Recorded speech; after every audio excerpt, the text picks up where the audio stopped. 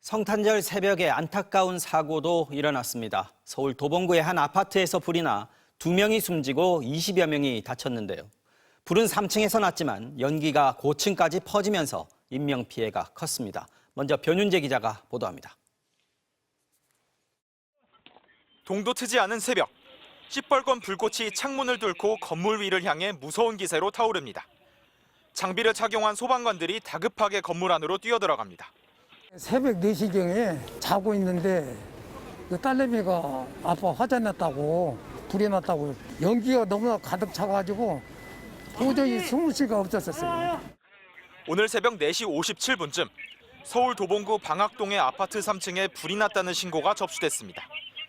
주변 소방서까지 동원하는 대응 1단계가 발령됐고 3시간여 만인 8시 40분에야 완전히 진화됐습니다. 소리를 내서 깨어났는데 복도에서 사운드라고 나갔는데 사람이 올라오더라고요. 왜 그러시냐고 그랬더니 바로 거기서 연기가 그냥 시커멓게 확 같이 타고 올라와요. 이 불로 30대 남성 2명이 숨졌고 주민 29명이 다쳤습니다. 부상자 중 계단에서 발견된 70대 여성은 심정지 상태로 병원에 옮겨졌지만 의식을 회복해 생명엔 지장이 없는 상태로 알려졌습니다. 화재가 난 아파트 건물 외벽은 10여 개 층 위까지 검게 그을렸습니다. 3층에서 발생한 불길과 연기가 빠르게 솟구쳐 피해가 커진 것으로 보입니다. 불은 3층에서 났지만 연기가 고층까지 번지면서 사망자는 각각 4층과 11층에서, 중상자는 20층에서 발생하는 등 인명피해가 속출했습니다. 계단실이 일종의 굴등 역할을 한 것으로 추정됩니다.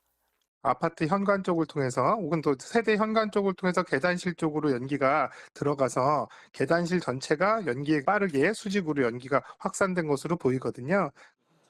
경찰은 3층 내부에서 불이 시작됐으며 방화 등 범죄 혐의점은 일단 없는 걸로 판단하고 있습니다.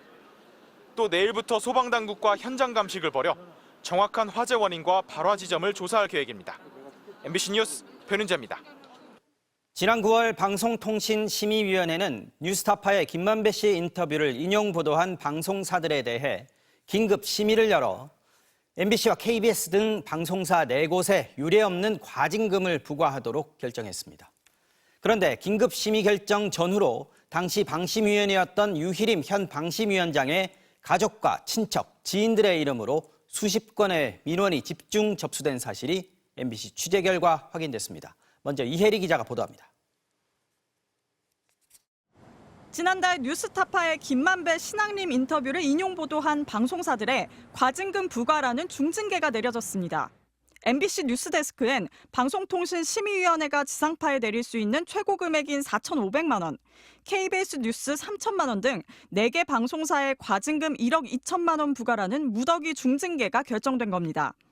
이런 결정은 방심위의 2달에 걸친 긴급 심의 끝에 내려졌습니다. 그런데 이 과정에서 현재 방심위원장인 류희림 씨의 가족과 지인들의 민원이 다수 있었던 것으로 MBC 취재 결과 확인됐습니다. 방심위가 긴급 심의를 결정한 지난 9월 5일 전후인 4일부터 7일까지 인용보도 심의를 요청한 민원은 총 188건이었습니다. 그런데 국회 과방위 소속 의원실과 국민권익위원회에 접수된 공익신고를 토대로 취재진이 추적한 결과 민원인에는 류 위원장의 아들, 동생 부부, 처제와 동서, 외조카까지 가족 6명이 포함됐습니다. 이뿐만이 아닙니다. 류 위원장이 대표를 맡았던 경주 세계문화엑스포와 시민단체 미디어연대 관계자들, 류 위원장이 지난달 임명한 방심위 자문특위위원 등 지인들도 민원을 냈습니다. 가족과 지인 등 최소 15명이 제기한 민원은 모두 50건, 나흘간 들어온 전체 민원의 4분의 1이 넘습니다. 공익신고자의 법률 대리인은 MBC에 류 위원장이 가족과 친인척 등을 동원해 대량으로 민원을 하고 본인이 심의에 참여했다면 방심위 공정성의 근간을 흔드는 것이라고 신고 이유를 전했습니다. 가족들을 접촉해 류 위원장의 부탁을 받아 민원을 제기했는지 물었습니다. 취재에 응한 류 위원장의 가족은 평소에도 방송의 편향성에 대해 서로 이야기를 많이 나눴다면서도 부탁받은 건 아니라고 했습니다. 원래 명절 때 한 번씩 만나고 하면 이런저런 얘기를 옛날부터 많이 해왔었었고 저 말고도 다른 동서분들도 다른 저같이 식구들도 그랬었고 다 이쪽 같은 편이었었어요. 같은 편이었기 때문에 하여튼 불만들이 많았는데 심의할 수 있는 그런 것들이 딱 해서 MBC 취재진은 류 위원장의 반론도 듣기 위해 계속 접촉을 시도했지만 연락을 받지 않고 있습니다. MBC 뉴스 이혜리입니다. 네, 계속해서 다음 소식 전해드리겠습니다. 최근 국방부가 새롭게 만든 장병들을 위한 정신교육 교재인데요. MBC가 이 교재를 입수해서 살펴봤더니 우리의 적으로 북한과 함께 내부 위협 세력을 지목하는 내용이 담겨 있었습니다. 정부의 비판적인 이들을 사실상 대한민국의 적으로 규정하는 논리인데 장병들을 상대로 국방부가 왜곡된 사상 교육에 나선 것 아니냐는 우려가 나오고 있습니다. 먼저 이덕영 기자의 단독 보도 보시겠습니다. 국방부가 새롭게 펴낸 정신전력교육 기본교재입니다. 국가관, 대적관, 군인정신의 3가지 주제로 구성돼 있습니다. 이 중 대적관은 기존 교육자료에서 안보관이었던 이름이 바뀌었습니다. 이름만 바뀐 건 아닙니다. 우리의 적은 누구인가란 질문을 던지고 명확한 답도 내립니다. 북한 정권과 북한군은 명백한 우리의 적이라고 규정합니다. 그런데 국방부가 주장하는 우리의 적은 또 있습니다. 우리 내부의 위협 세력이 그들입니다. 그럼 이들은 누굴까? 대한민국 정통성과 자유민주주의 체제를 부정하는 이들로 북한을 이롭게 하고 대한민국의 안보와 이익을 위협하는 세력입니다. 이들뿐만이 아닙니다. 북한 3대 세습 정권과 최악의 인권유린 실태, 극심한 경제난 등에 대해선 침묵하며 북한을 무비판적으로 추종하는 세력도 포함됩니다. 북한 정권을 비판하지 않으면 북한을 추종하는 세력이고 곧 우리의 적이라는 논리입니다. 기존 교육자료에는 없던 내용입니다. 천안함 피격 사건, 연평도 포격전을 예로 들며 우리 정부 발표에 의문을 제기하면 북한의 억지 주장을 추종하고 대변하는 것인 양 단정하기도 합니다. 국군의 존재 목적은 외부 세력으로부터 대한민국의 자유, 평화, 번영을 강력한 힘으로 지키는 것이란 국방부 스스로의 규정과 모순됩니다. 반면 올 들어 반국가 세력의 위험성을 잇따라 강조했던 윤석열 대통령의 언급과 맥이 닿아 있습니다. 공산 전체주의를 맹종하며 조작 선동으로 여론을 왜곡하고 사회를 교란하는 반국가 세력들이 여전히 활개치고 있습니다. 이번에 발간된 교재는 앞으로 5년간 장병들의 정신교육 자료로 사용될 예정인데 제작 당시에도 수위가 높아 논란이 됐으며 그나마 최종 수위를 낮춰 발간한 것으로 전해졌습니다. MBC 뉴스 이덕영입니다. 한동훈 국민의힘 비상대책위원장 지명자가 내일 공식 취임을 앞두고 있습니다. 총선을 100일 정도 앞둔 시점이라서 연휴 내내 비대위원 인선 작업 등에 몰두하고 있는 것으로 알려졌는데요. 특히 인재 영입 1호로 발탁된 범죄 심리 전문가 이수정 교수가 비대위에 합류하는 것으로 확인됐습니다. 조희원 기자가 단독 취재했습니다. 내일 국민의힘 전국위원회를 거쳐 비상대책위원장에 취임할 예정인 한동훈 지명자는 연휴 내내 비대위 구성 등에 몰두했습니다.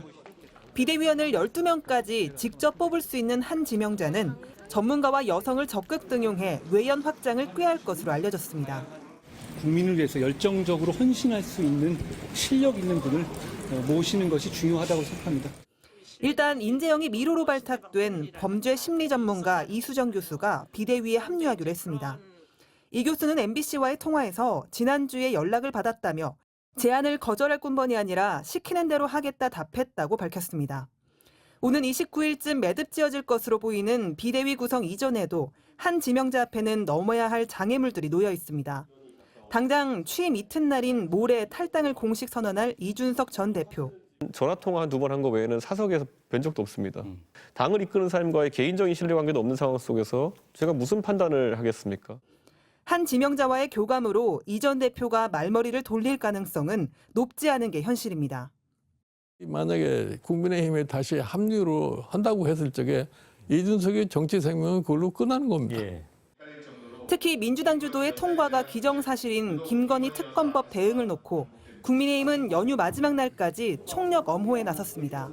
국민의힘은 위헌적이고도 위법적인 특검법에 절대 타협하지 않고 묵묵히 법치를 지켜갈 것입니다. 대통령실이 사실상 거부권 행사를 시사한 가운데 한동훈 비대위의 부담을 덜어주려는 지원 사격으로 해석됩니다. MBC 뉴스 조희원입니다.